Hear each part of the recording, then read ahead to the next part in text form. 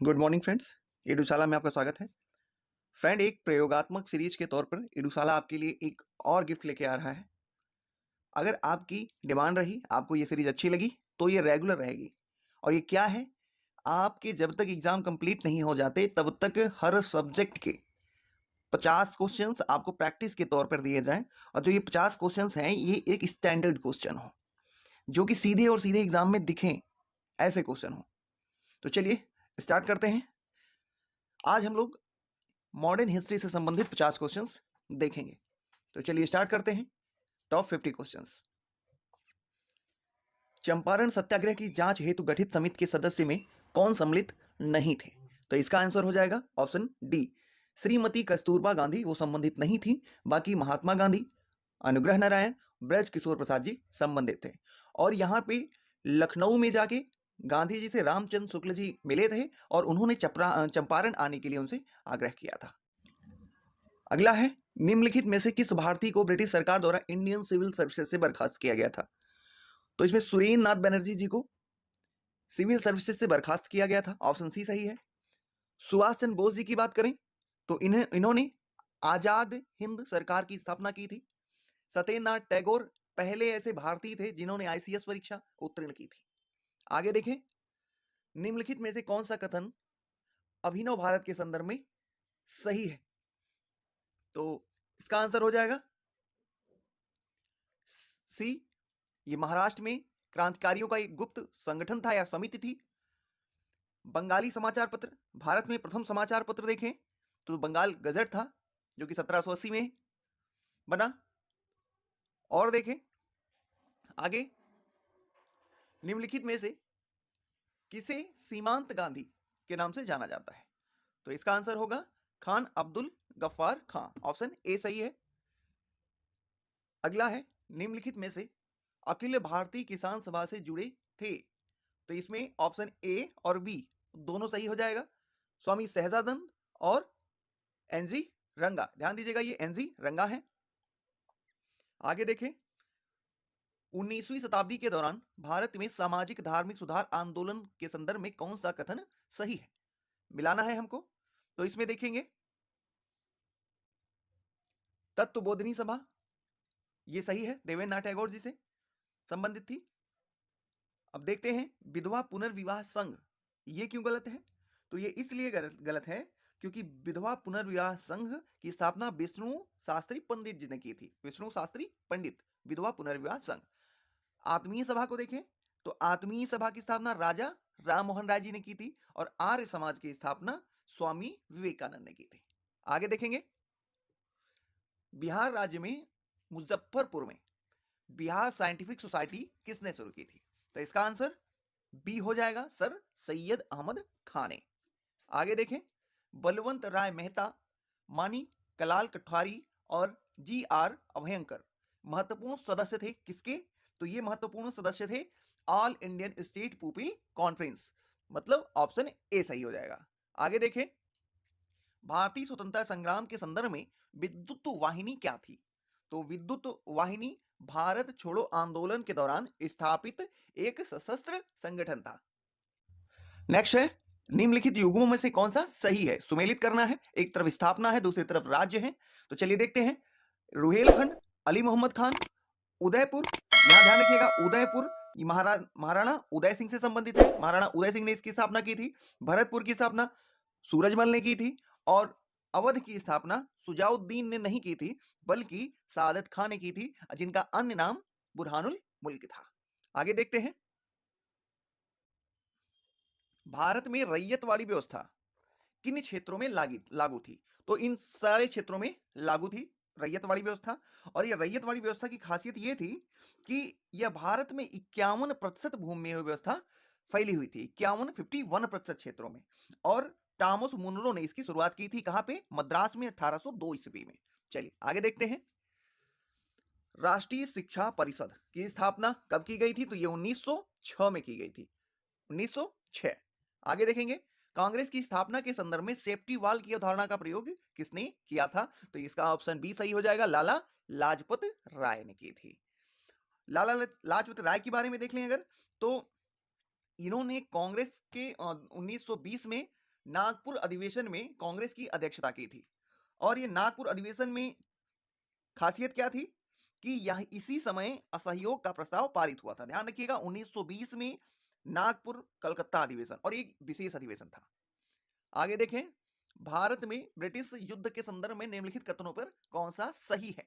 तो युद्ध दिया हुआ है, इसको मिलान करते हैं। चलिए, वांडी वास का युद्ध ये 1760 में हुआ था।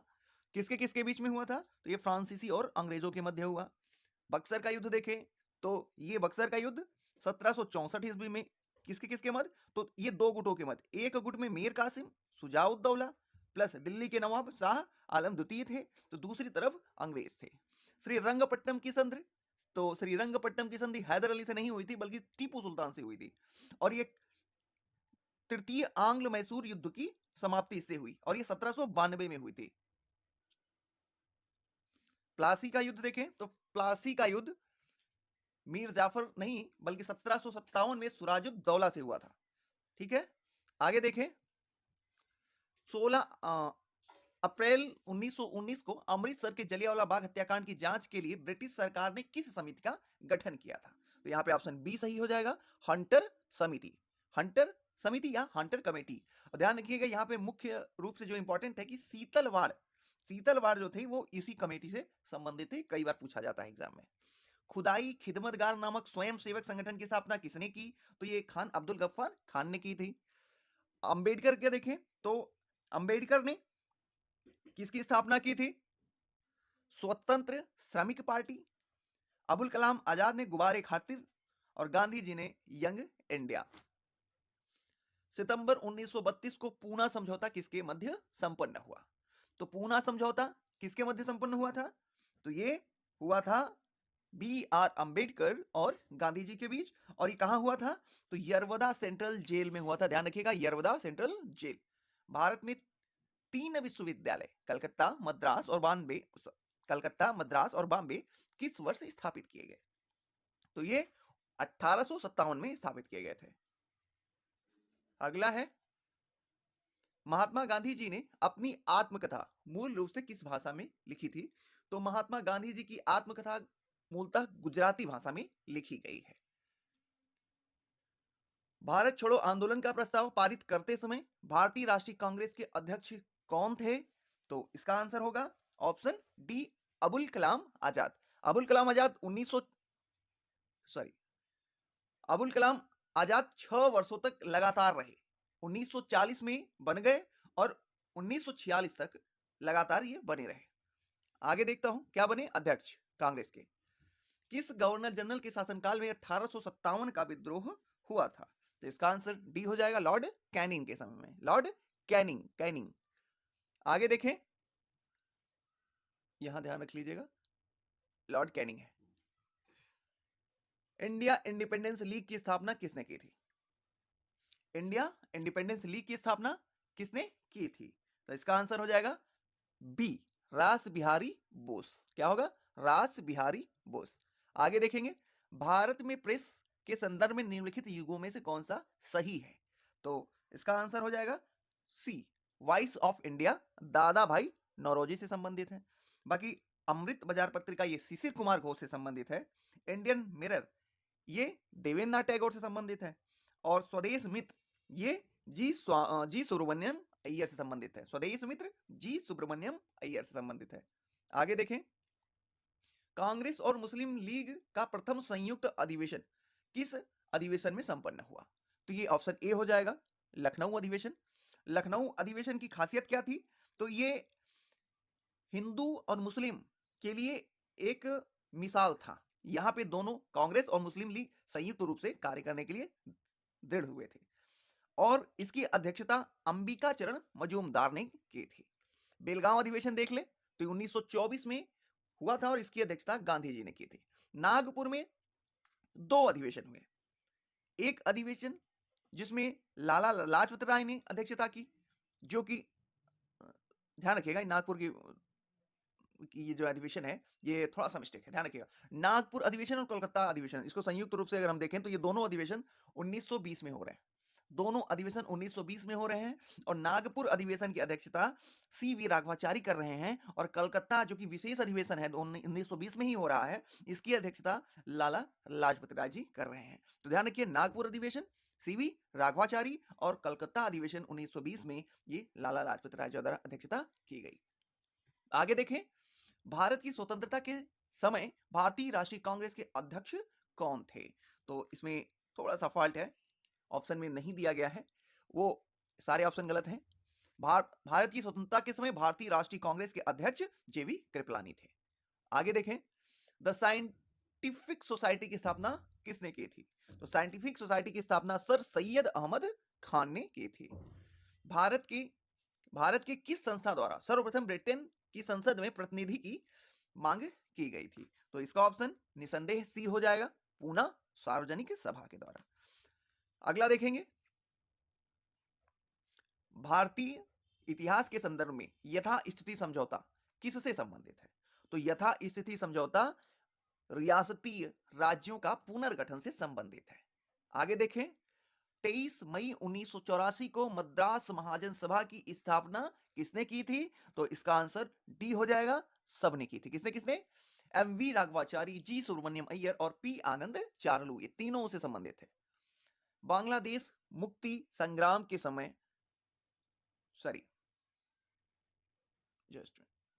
बांग्लादेश मुक्ति संग्राम के समय भारतीय सेना प्रमुख कौन थे? तो ये के एम करियप्पा थे, इनको हम लेट करियप्पा भी बोलते हैं। चलिए आगे देखते हैं।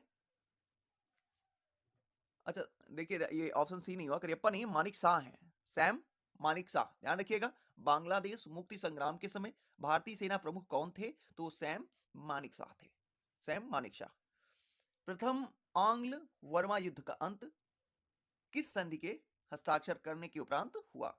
तो इसका आंसर हो जाएगा यांडबू की संधि। और ये जो प्रथम आंग्ल वर्मा युद्ध रहा, ये 1824 से 1826 तक चला और ये इस समय गवर्नर एम हस्ट था, लॉर्ड एम हस्ट।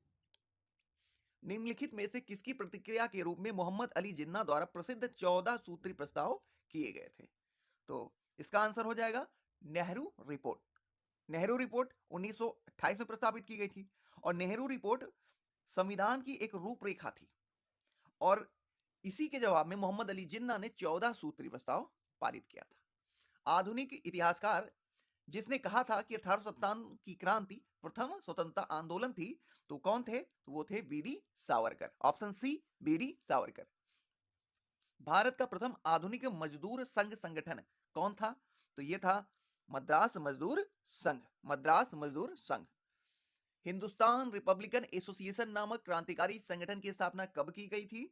तो ये 1924 में की गई थी, 1924, 1924 में। 1925 में भारत के पहले नेता कौन थे जिन्हें सेंट्रल लेजिस्लेटिव असेंबली का अध्यक्ष चुना गया था? तो इसका आंसर हो जाएगा विट्ठल भाई पटेल, ऑप्शन डी हो जाएगा विट्ठल भाई पटेल। केंद्रीय असेंबली बम कांड में भगत सिंह के सहयोगी कौन थे? तो ये बटुकेश्वर दत्त थे, ऑप्शन ए सही हो जाएगा। आगे देखें, स्टेटमेंट है, साइमन कमीशन के आगमन पर देशव्यापी असंतोष का कारण क्या था? तो ये आयोग में कोई भारतीय सदस्य नहीं होना, यही इसका मेन कारण था, उसमें कोई भारतीय सदस्य नहीं था। निम्नलिखित में से कौन 1934 में स्थापित कांग्रेस सोशलिस्ट पार्टी के संस्थापक थे? तो इसका आंसर डी हो जाएगा जयप्रकाश नारायण और आचार्य नरेंद्र देव, कांग्रेस सोशलिस्ट पार्टी के संस्थापक थे।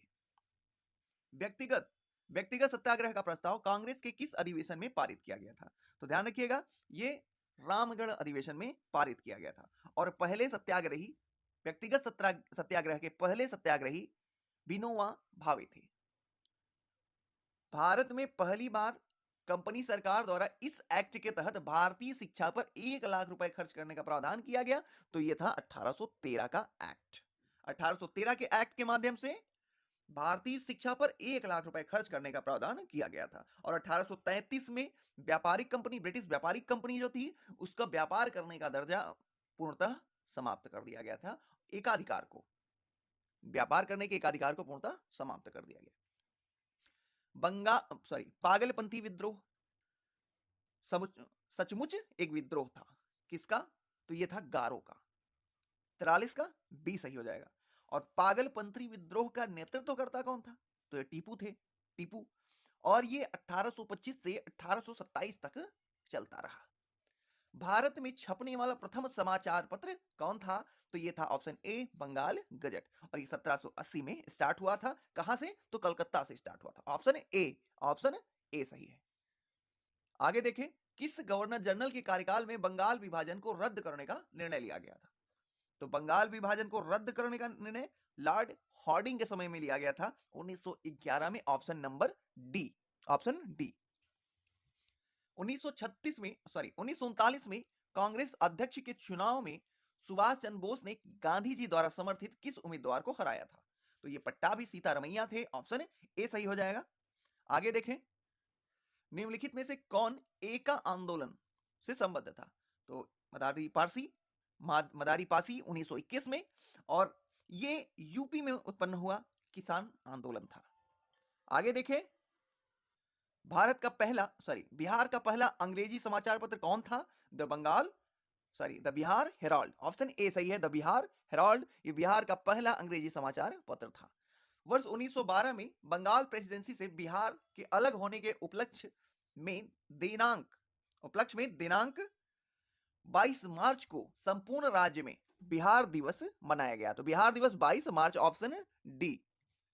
प्रसिद्ध कामागाटा मारू प्रकरण किस क्रांतिकारी समूह से संबंधित था? ध्यान देखिएगा, कामागाटा मारू प्रकरण जो था वो गदर पार्टी से संबंधित था।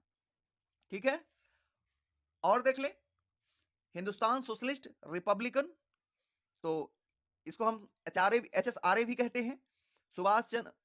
भगत सिंह और चंद्रशेखर आजाद दोनों इनसे संबंधित थे। कहीं कहीं पे भगत सिंह मिलते हैं आंसर में, तो कहीं कहीं पे चंद्रशेखर। अगर दोनों आंसर में हो तो वैसी स्थिति में आपको चंद्रशेखर मारना है। अनुशीलन समिति ये 1907 में वारिंद्र घोष व भूपेंद्र दत्त द्वारा गठित की गई थी। आजाद हिंद फौज 1942 में रास बिहारी बोस द्वारा गठित की गई थी। और आजाद हिंद सरकार सुभाष चंद्र बोस द्वारा। इसी के साथ हमारे 50 क्वेश्चन कंप्लीट होते हैं। अगर ये सीरीज आपको अच्छी लगती है, ये फटाफट सीरीज आपको अगर अच्छी लगती है, तो ये आपके एग्जाम तक कंटिन्यू रहेगी। और प्रत्येक सब्जेक्ट की जिस सब्जेक्ट की आप डिमांड करते रहेंगे वो सब्जेक्ट आपको मिलते रहेंगे डेली। ये क्वेश्चंस ऐसे क्वेश्चंस हैं जो सीधे आपको एग्जाम्स में दिखेंगे। और अगर कुछ संशोधन है जो आपको लगता है कि इसमें कुछ सुधार की जरूरत है, तो आप जरूर हमें कमेंट करें। दूसरी चीज कि जितनी व्याख्या इसमें की गई उतना पर्याप्त थी या और व्याख्या की जरूरत है, डिटेल की जरूरत है, ये हमें बताएं।